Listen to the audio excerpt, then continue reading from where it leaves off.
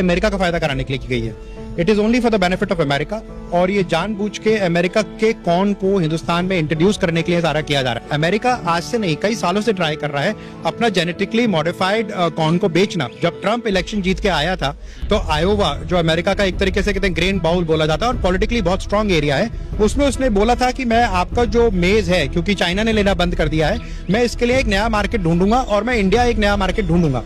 अब हुआ ये है कि आपको गडकरी जी जो भी पब्लिक स्टेटमेंट देते हैं वो न्यूसेंस वैल्यू है, उसका पूरा काम है डिस्ट्रैक्शन करना और केओस क्रिएट करना। वो डिस्ट्रैक्ट करते हैं, केओस करते हैं, और बैकग्राउंड में पीयूष गोयल जी चुपचाप एग्रीमेंट साइन कर रहे हैं अमेरिकन गवर्नमेंट से। तो इंडियन गवर्नमेंट ने चुपचाप एक कॉन्ट्रैक्ट और साइन किया एक अमेरिकन कंपनी के संग, जिसके पास पेटेंट है। वो अकेली एक अमेरिकन कंपनी है जिसके मालिक एक हिंदुस्तानी है, वो पेटेंट है, और उस पेटेंट के द्वारा इस डीडीजीएस को एथेनॉल में कन्वर्ट किया जाएगा। तो Indian government already industrial ethanol लेके आ रहा है अमेरिका से, वो डीडीएस इंपोर्ट करने के लिए हाँ कर चुका है। ये सारी चीजें